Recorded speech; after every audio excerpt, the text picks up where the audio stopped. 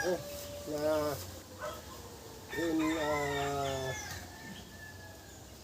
in one. Ito yung kulturan. Dito yung sasahod yung kanyang ano, ayan. Diba, planggana ito. Walang planggana. Ayan, sasahod yan. Tapos magpudpud ka dito. Tapos ito po yung kanyang, kung magbunot ka, ito na. So ayan. Magbubunot na tayo.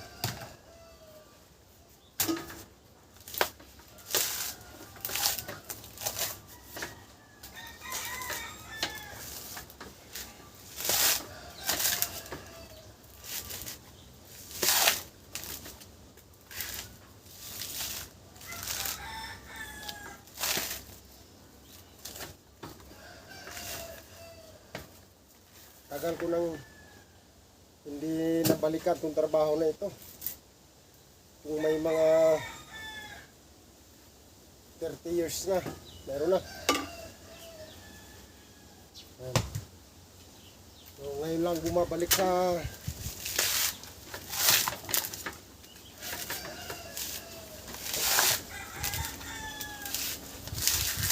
yung kapanahonan ko. Ito yung trabaho ko sa Mindanao.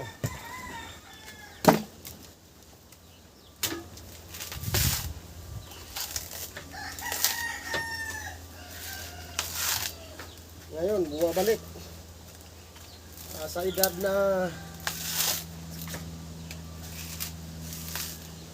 56.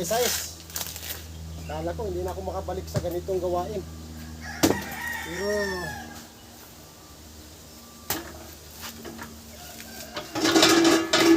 nakakabalik pa.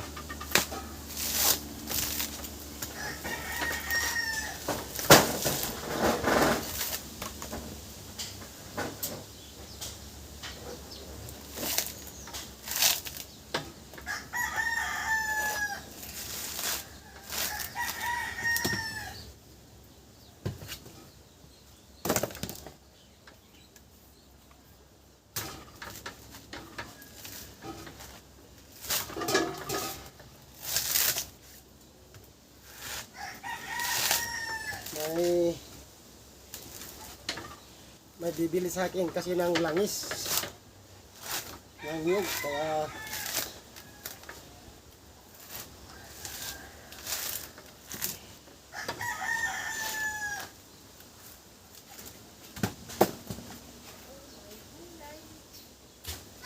mamaya pagkatapos ng bunot dito bibiyakin, pukod ko rin siya doon. Tapos ito yung pigaan. Ito. Bababa mo lang ganyan yan. Ipigaan na siya. Sasahurin siya dito.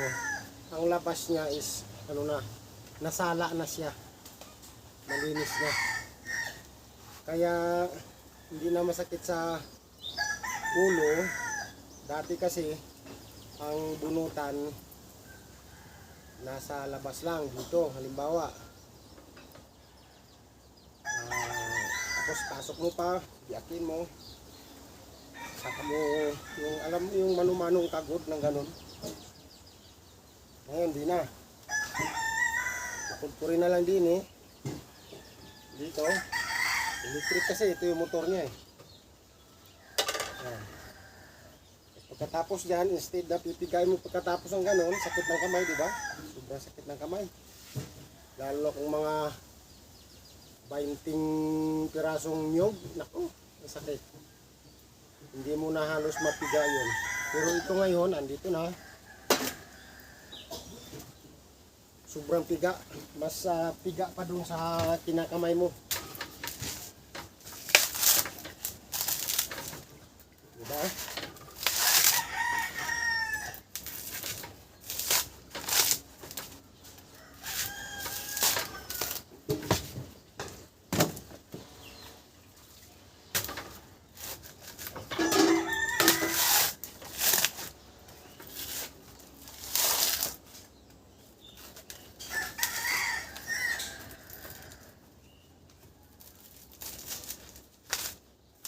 ka na problema kung paano. Ayun, ang dami nito.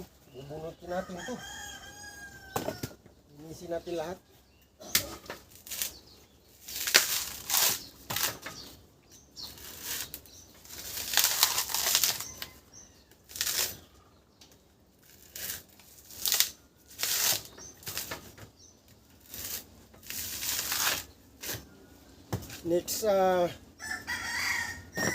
Next week, meron ako ipapakita sa inyo na bagong gawa ko.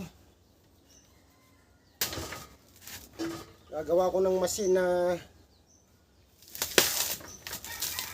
yung tinatawag nilang coconut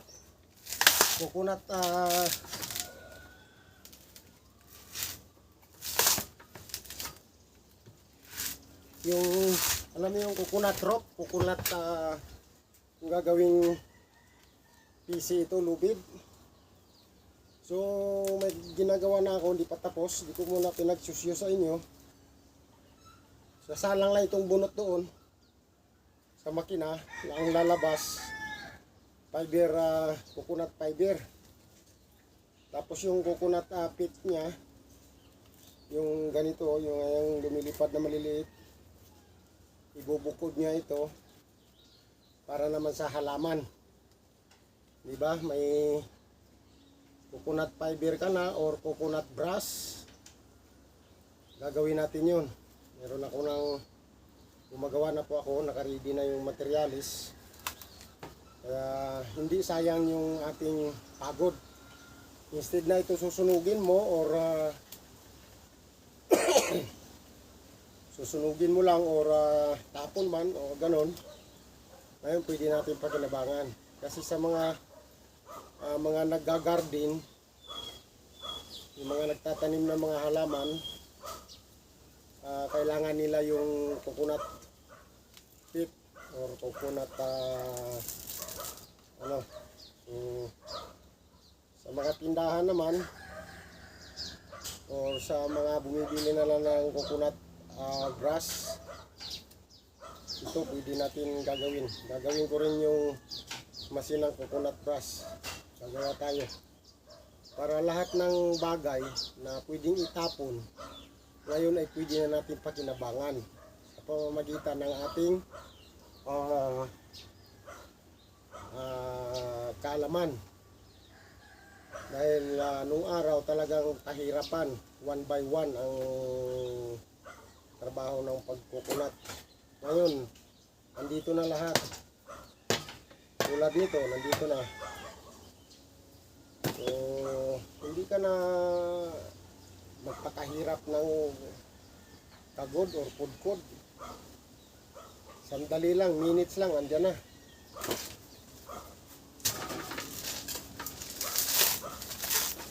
Or nung araw, ang pagbabalat nito, ano din, itak lang. So ngayon, ito na, oh. Diba? Mamaya, papakita ko sa inyo paano pag kudkod, pagkagod. Tapos, dito natin ilagay yung kagod niya, ang kinudkod na niyog. Lagay dyan. Bababa ito. Lalabas yan. Hindi po siya marumi. Alam mo kung bakit? Itong plate pan natin is stainless. At dito niya ilalabas yung coconut milk. Gata. Dito na lalabas. Dito nakapatong yan. Kasi ito bakal ito. Bakal yan. So may kalawang dyan. So ginagawa natin na sariling plate para yung kanyang, ito kasi may mga butas ito. Ano? Nasasala na niya yung coconut milk. So paglabas niya rito, lalabas niya rito. So sasahurin mo na lang doon, malinis na. So hindi na masakit sa ulo. luto ka na lang kung anong klaseng luto, magata ng gabi or magsuman, napakabilis. So yung aking masina pang kasaba na ibinta na, mayroon din yung ganito na pigaan din. Sasalang mo lang dito yung kasaba. Actually, naipost ko na yun minsan eh. So, puro collecting ano lang din yun. Kaya yung mga pinagtatapon nyo dyan na washing machine, tulad dito, motor, washing machine. Mga sira na langgana na itanatapon na. Ganyan. Ito, bakal na tinatapon na. So, lahat ng pwedeng matambakan tayo ng basura sa ating kalikasan, sa ating paligid. Ngayon, pwede natin siyang kahuyon, pagtagpiin natin kung ano po pwedeng magagawa. So, sit na tayo sa basura instead na itatapon. Dahil dito sa island ng Saipan, ang bakal dito hindi na mabibili. So, nahihirapan na kami kung paano namin itatapon, kung saan namin itapon yung aming basura. So sa aking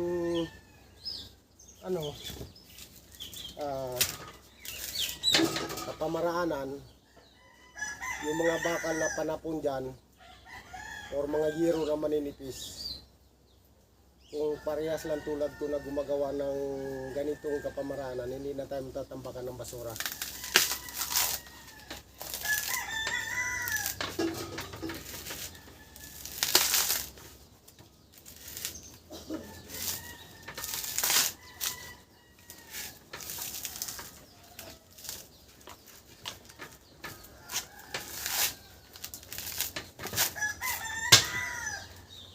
Tulad noon, ang daming basura ito, tapo na itong bakal na ito, napulot ko lang din. Di ba?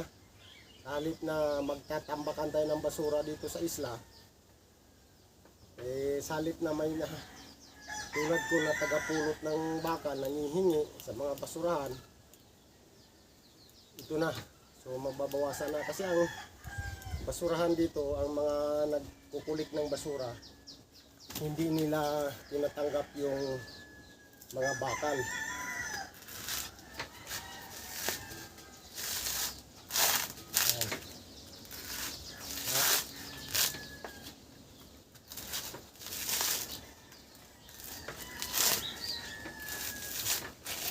So ito, instead na basura na ito, next week magiging coconut fiber, coconut paste, or para sa halaman.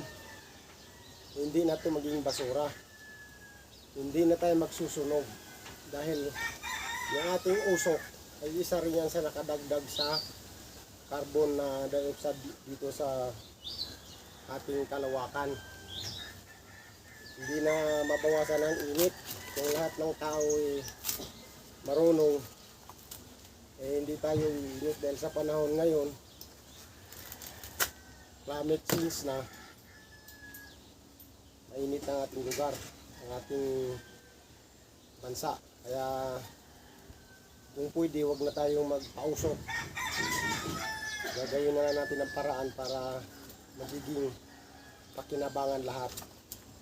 Unang-una, hindi lang ako makikinabang dito, ang makikinabang din yung mga nagtatanim ng mga halaman. No? So, yun lang. Mamaya papakita ko sa inyo kung paano yung processing ng ating new na gagawin coconut oil.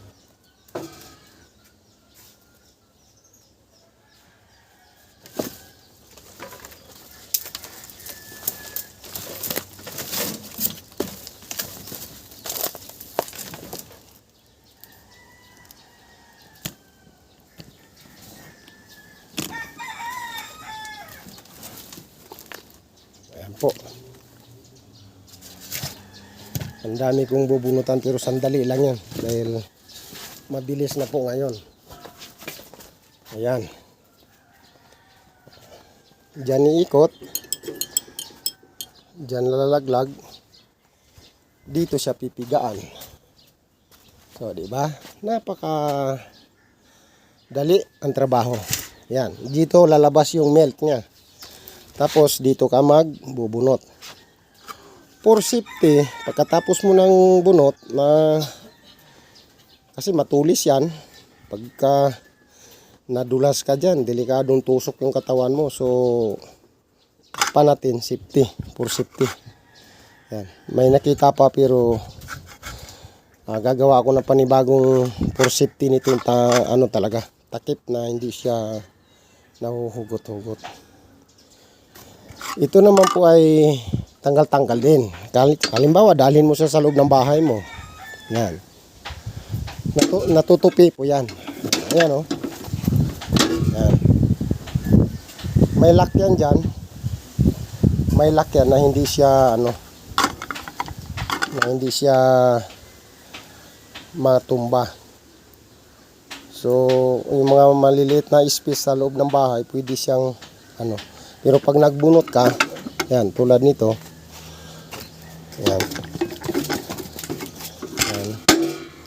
Diba, natutumba. May breeze naman siya. May breeze siya. Hindi siya matutumba. So, yan lang po. Maraming salamat.